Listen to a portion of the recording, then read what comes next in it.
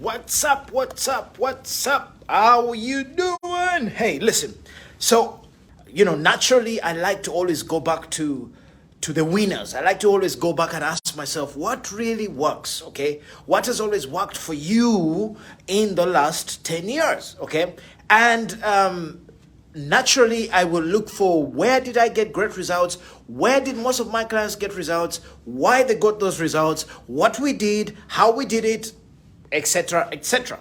Now, along the years, these things have gotten, refined, and they've gotten better and stuff like that. And I realized today that the last three all the last three courses and or mentorships and or coachings that I invested in, they have had a big component of this, okay? And it's listen, let me just share with you, okay? And I'm only sharing with you because I want us together to make our difference. But we can't make our difference if we're broke, okay?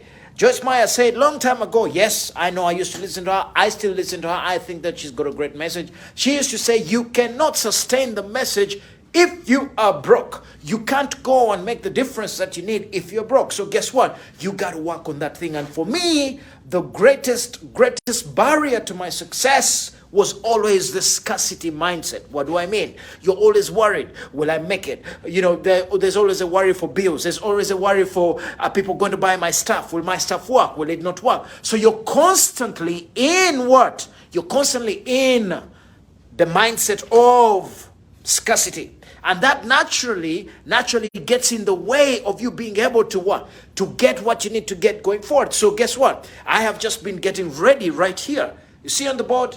Okay, I'm getting ready for tomorrow's session. I prepare, my preparation is thorough, okay? I don't do short-term stuff. I really do go deep, okay? And one of the things we're going to be discussing in tomorrow's masterclass is you can go on and be, you can't teach people to go and sell high-ticket coachings and sessions if they still have the mindset of scarcity, if they're still always focused on worry, okay? And I got this from a guy called Josh Forty, and he tells a story of how he paid somebody a lot of money to do some coaching for him.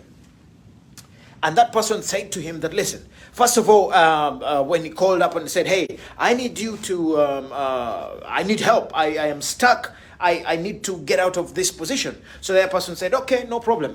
Before we talk, you're going to have to wire $60,000. What? Okay. Now, if I just said that and you're like, what? 60,000? Yes, me too. Okay. Because you're thinking $60,000 for God's sake.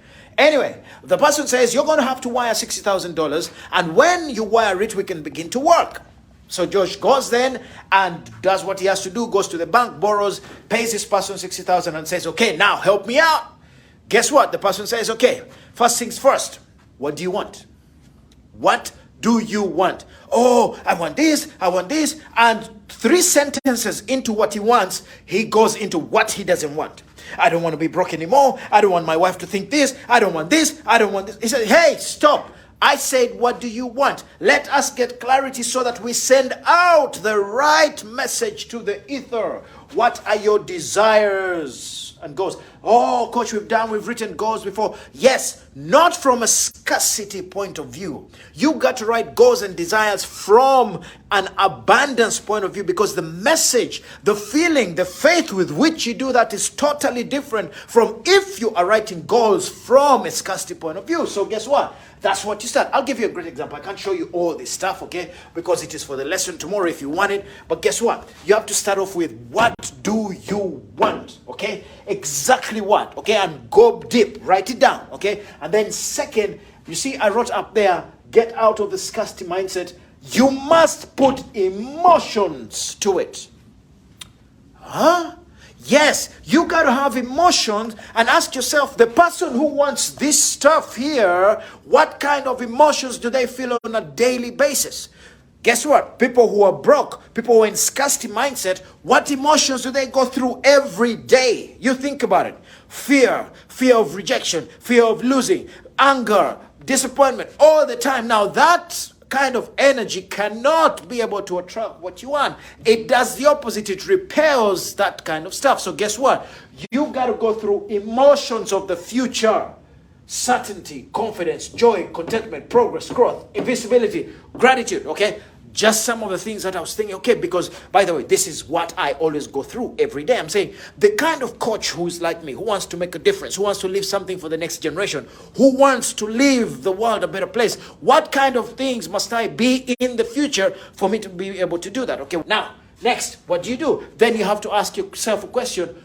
Who do you need to become to get this? See that? I want this. These are the emotions.